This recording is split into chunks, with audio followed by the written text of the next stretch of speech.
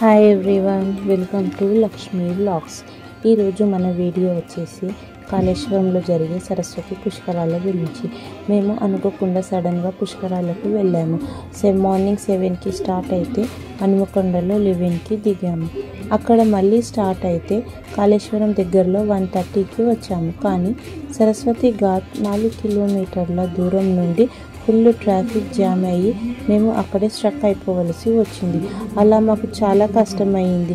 ఆ ఎండలో అయితే చాలా టైర్డ్ అయిపోయాము. అయితే అక్కడ నుండి కాళేశ్వరానికి మేము 5:30కి రీచ్ అయ్యాము.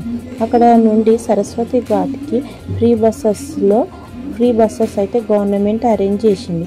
మేము ఆ ఫ్రీ బస్సెస్లోనే సరస్వతి ఘాట్కి అక్కడికి వెళ్ళేసరికి అక్కడ ఫుల్ జనాలు.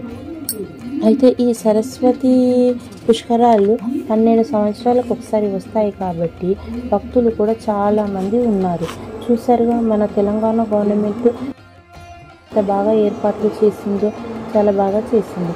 ఇక్కడ పిండ ప్రదానం కూడా చాలా మంచిది అని అంటున్నారు. మేము కూడా మా మామయ్యకు పిండ ప్రదానం చేశాము. అయితే తర్వాత అక్కడ పిండ ప్రదాన కార్యక్రమం మొత్తము పూర్తి అయిపోయిన తర్వాత అక్కడ నుండి అందరము స్నానాలు చేసుకోవడానికని గంగా దగ్గరికి వెళ్ళిపోయాము. సరస్వతి నదిలో మేమంతా స్నానాలు కంప్లీట్ చేసుకొని, మా ఫ్యామిలీ మొత్తం స్నానాలు కంప్లీట్ చేసేసుకుంది.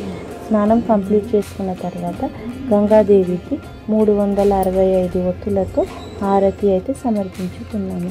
ఈ హారతి గంగాదేవికి ఇవ్వడం చాలా మంచిదని అక్కడ అందరూ చెప్తారు కాబట్టి మేము కూడా ఈ హారతి గంగామాతకి సమర్పించుకున్నాము.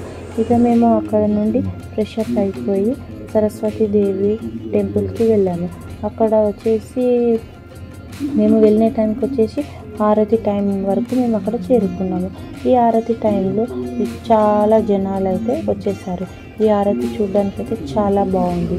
అయితే ఇక్కడ మాత్రము ఈ హారతి కోసం ఏర్పాట్లు మాత్రం చాలా బాగా చేశారు. అయితే ఫస్ట్ ఈ హారతి అయితే అదేమంటారు సాంబ్రాణితోనైతే హారతి గంగమాతకు సమర్పించిండ్రు. అయితే సాంబ్రాణి హారతి అయిపోయిన తర్వాత మహాహారతి అయితే స్టార్ట్ అయిపోయింది. ఈ మహాహారతి కోసం జనాలు అయితే చాలామంది ఒకేసారి వచ్చేసారు. అయితే ఈ హారతి మొత్తం కంప్లీట్ అయిపోయిన తర్వాత, మొత్తం ప్రోగ్రామ్ అంతా ఇక్కడ కంప్లీట్ అయిన తర్వాత మేమైతే ఇక్కడ నుండి బయలుదేరేసి కాళేశ్వర స్వామి, ముక్తేశ్వర స్వామి టెంపుల్కి అయితే వెళ్ళిపోయాము. కాళేశ్వర స్వామి, ముక్తేశ్వర స్వామిని దర్శించుకున్న తర్వాత అక్కడ మేము ఫొటోస్, వీడియోస్ తీయలేకపోయాము. ఎందుకంటే మేము అక్కడికి వెళ్ళేసరికి మా ఫోన్స్ అయితే ఛార్జింగ్ అయిపోయింది. అలాగే అక్కడ ఫొటోస్, వీడియోస్ అలౌ లేదు అన్నారు కాబట్టి అక్కడ మేము ఫొటోస్ తీయలేకపోయాము.